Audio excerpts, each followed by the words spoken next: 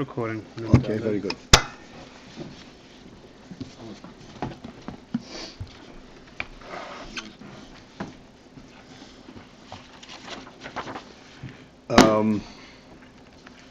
So we're discussing the principle that there are two, in general, world aspects.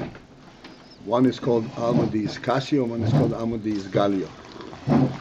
The concealed world and the revealed world. Why is the world a world concealed? Because it is of that caliber, that refinement, that it cannot be revealed. It does not have that property to be grasped. It's externally. Therefore, it cannot be revealed. A revealed world is the one that can be grasped externally.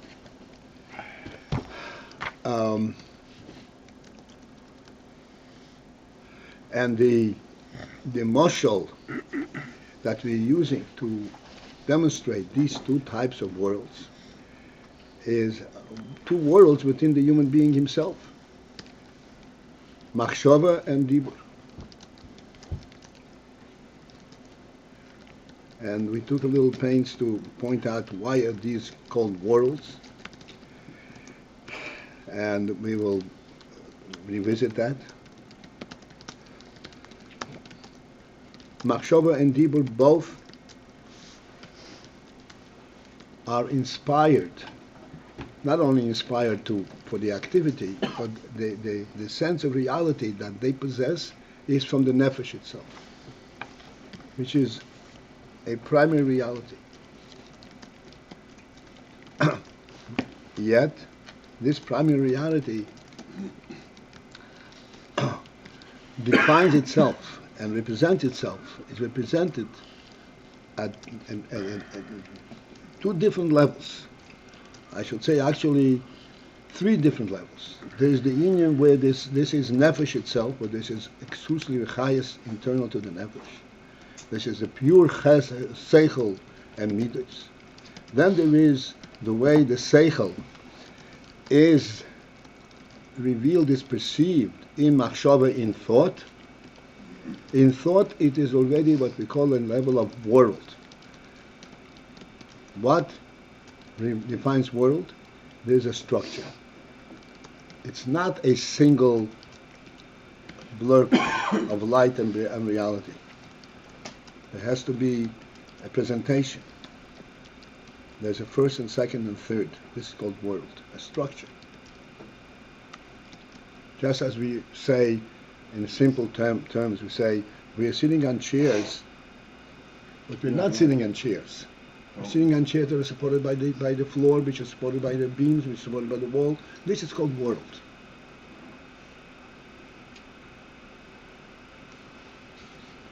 If somebody picks up a chair and says, "Oh, I'm supposed to sit in a chair," right? Sit down in a chair. It's not going to be sit. He has to have a complete structure to support it. This is called world. There are two worlds, two general levels of world, machshava and dibur. Both machshava and dibur are worlds that are supporting, giving a place for expression of nefesh, of a living union of chayas, of sechel and midas. But the sechel and the midas, in order to be externally recognized in a world, they need to have a structured base.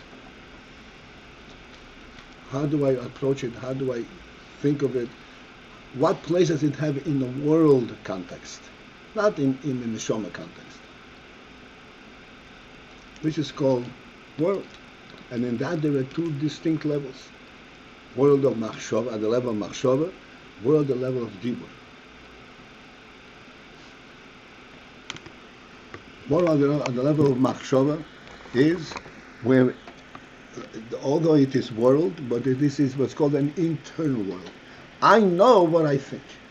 I know what I believe. I know what I understand. How do I know what I understand? Do I need anybody to convince me of it? Or do I have access to the source of this thought? I simply want to identify it. But essentially, I have access to the source of this thought. Therefore, the means by which I get to know it is very refined. I don't need to prove it. It's right there. This is called machshava. That's what we say. The ois is a machshava. The means, the receptacles for machshava are very dakim, are very thin. That's what dakim, meaning they're very fine. You can hardly sense that there is an ois, that there is a receptacle. Because what you are sensing is the oir, the sechel, the sechli element, or the midas element, rather than how it presents itself. This is called machshava. This is called amodi iskasya. Then there is dibur. Dibur is in a completely different level of world. This is where it has to be formed in a very structured and organized way. Otherwise, it'll be gibberish. You wouldn't know what you're talking about. To present a sechel in dibur, it has to be structured Beis to the next level, to the next level. And effectively, as we discussed yesterday, the structure of dibur, contrary to machshava, is mimato l'mayla. First, you have to present the basic reality, the tangible reality.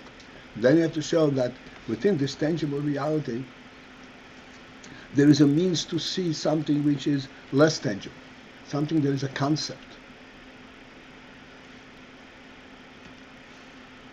which is illuminated, which is brought to bear, where the nefesh, the life element is brought to bear. This is where it becomes olam hayitzira, because it has a complete structure, design. This is called also almo di isgalio, because it is truly revealed. You can grasp what you're revealing externally. And grasp means that you can define its boundaries and grasp it. What was the point there about Lamata Lamaila? The first comes. This is why it has to be so thoroughly structured, because you begin with nothing.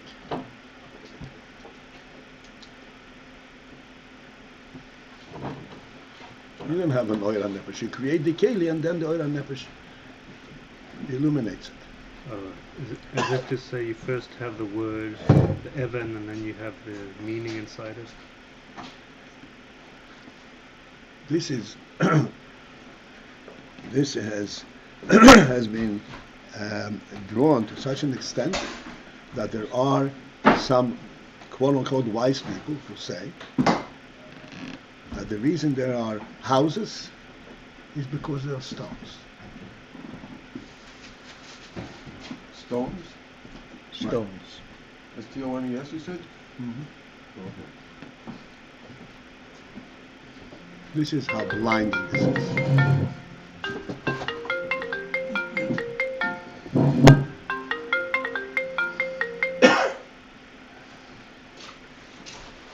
But our point here is that it's starting from below, even though it's all a nefesh experience. I'm not. The nefesh comes and illuminates it. So it's not really initiated from the nefesh. It's rather sort of existing. It is initiated from the nefesh. It is initiated from the nefesh because the nefesh has something to say. Then you have to find a way. How am I going to say it? And to get that done, you almost have to find external pieces to Exactly. put it together. Rabbi, when you say we're starting with nothing, I think of like black space, but you don't mean it that way. You mean something dead that appears lifeless, and you're talking about the stones appear dead. That's what you call nothingness, right? What do you mean by me starting with nothing? You don't start with a message. Okay, so the message is the thing, and the matter itself is what you call the nothing. Don't start with a message. I have no greater clarity.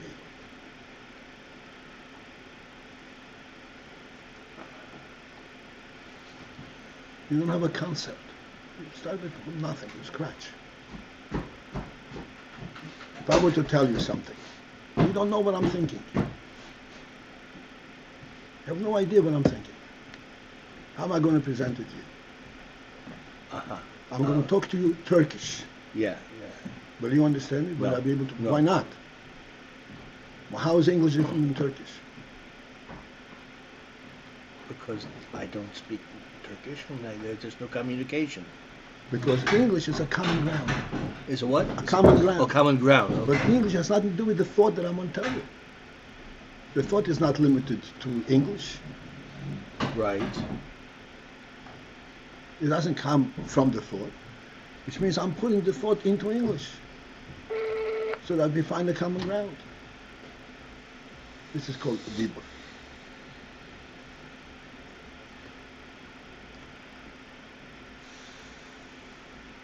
And okay, so and if there's no common ground, you're starting with nothing. Right? Right. And when there is common ground, you're also starting with nothing. You're starting with common ground, but nothing of the thought that I want to convey to you. It's just that because we have a common ground, I can find a means by which I can present to you this thought.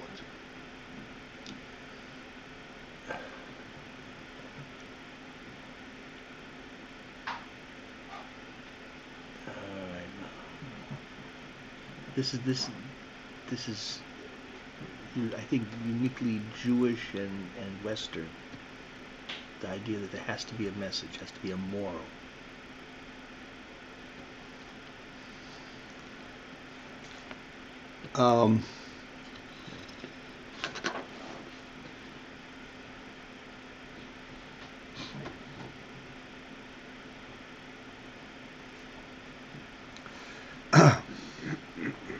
Because that the oil that's mislavish in the Oasis of Machshava is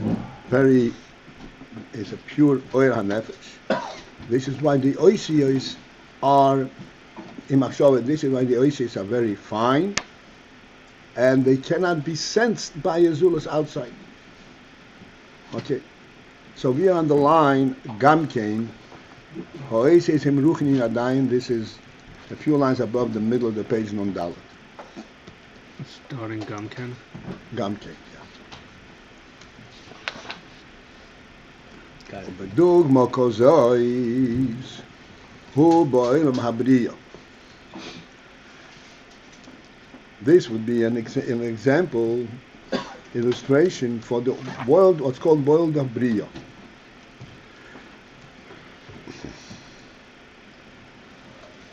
What is the world of Bria mean? Hanivroyim desham, the creations there, einam adayim bebchinas mitzius mamosh. They're not as yet in a state of mitzius mamosh, of an actual presence.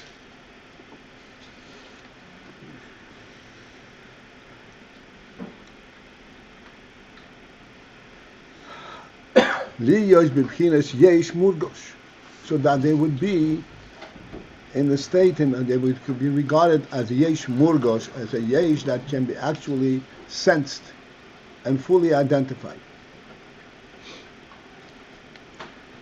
So this will go through a couple of lines, see how the Rebbe describes it. Leheyoisam, why are they not a yesh murgosh? It's a world. There's oisius. Leheyoisam, being that they are bechinas hayesh horishoin, being that they are bechinas hayesh horishoin. This and they represent the principle of Yesh Harishon, the very first presence, Shen Yizhava, that came to be. Therefore, Eino Yadayin Bebchinas Yesh.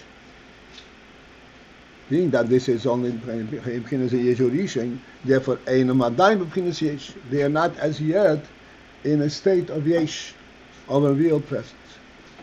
What is this about? Yesh Urishin.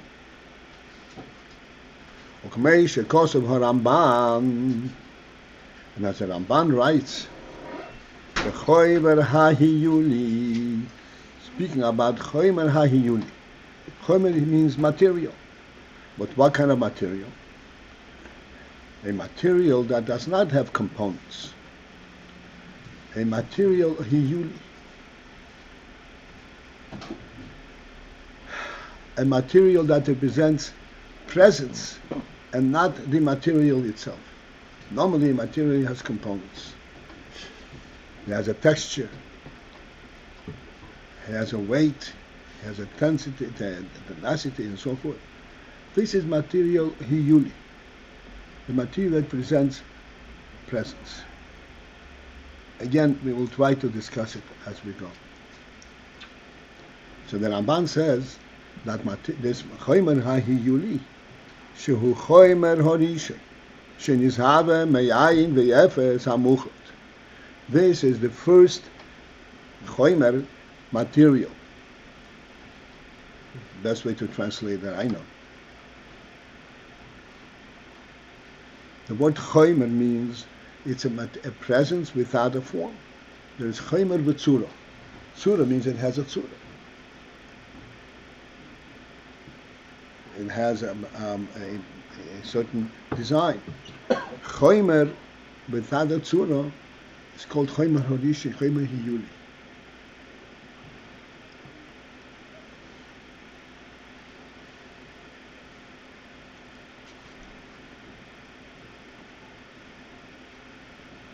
And what is the meaning that choymer hiyuli? So the Rambam explains. So this is important to understand. As fine as it is, let's try. As like you said yesterday, let's put our rotzen into this. Shehu choymer horishoin, which is the first choymer, shenizhave me'ayin ve'efes hamuchlat, that came to be from total hamuchlat, means the extreme of nothingness, of non-existence. Ein boy shum tzura adai. Therefore, in that choymer, there is not any form yet.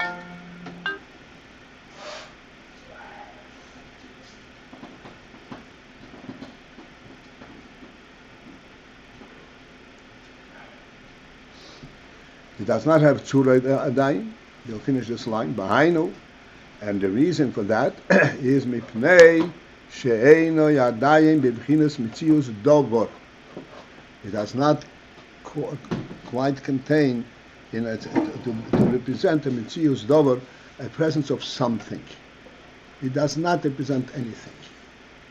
B'chinas mitzius dover. This is the pshat that it has no tzura.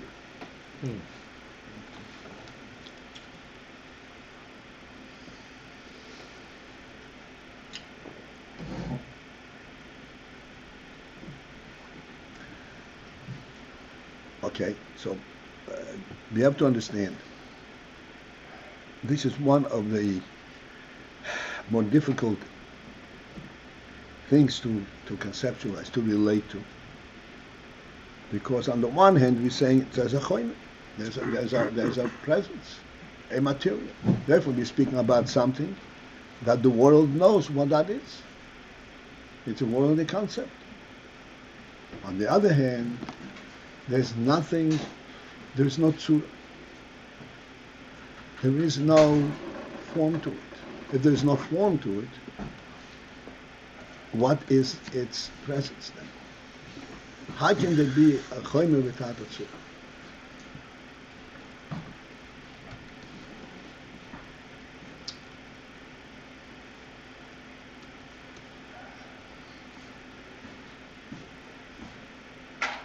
There cannot be chomer without a tzura within the worldly context. Let's take it an extremely simple level. You cannot say nothing.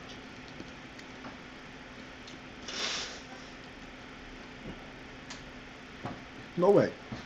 You can make a noise. The noise itself is representing something. You're screaming out of joy, out of fear, whatever it is. It's a tzura.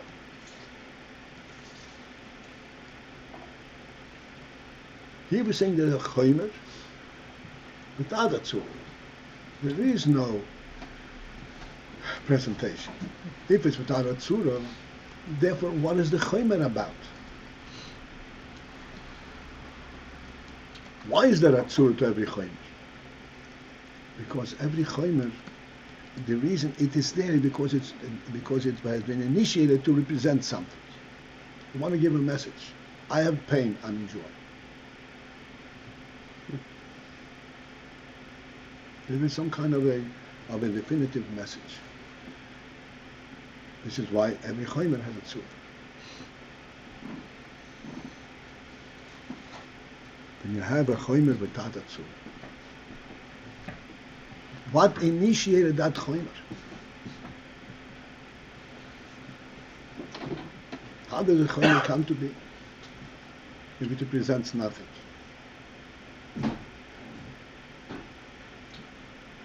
All right.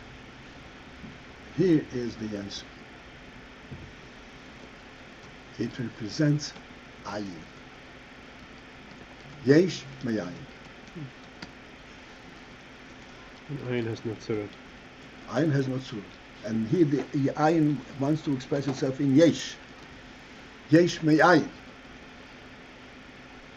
This is what you have. This is the expression of chomer without a tzura. This is the Loshen and Rambam. Chomer Horishon. With Chomer Horishon. The first presence that the Ayin wants to say, oh, there is something here. What? Nothing. I'm not saying what. I'm saying that there is.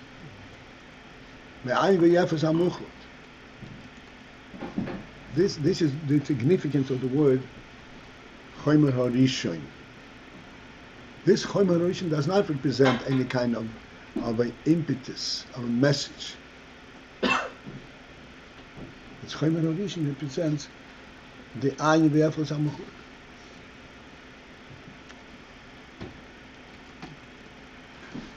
If this is Ayin v'Efos HaMuchot,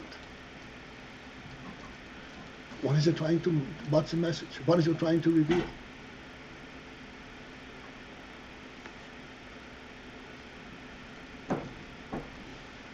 The answer is, it wants to tell you that Ayin v'Efos HaMuchot is a reality. And it's a reality at the highest and the most profound and the finest elements of reality. Don't tell yourself that reality is only something which you can grasp with your hands. Ultimate reality is you have no inkling what it is.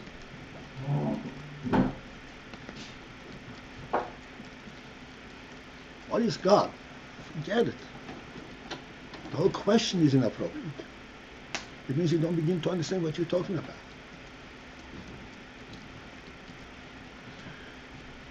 There is a Motzui Rishon, Mamtze Kol Nimtze. What does that mean, Motzui Rishon?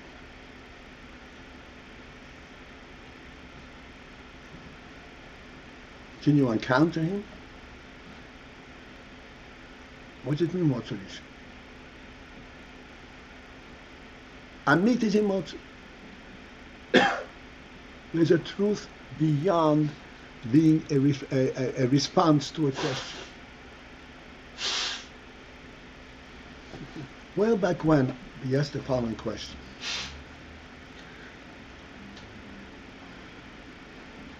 What is the ultimate, what is the real beginning? Not being or yes being? You remember that one?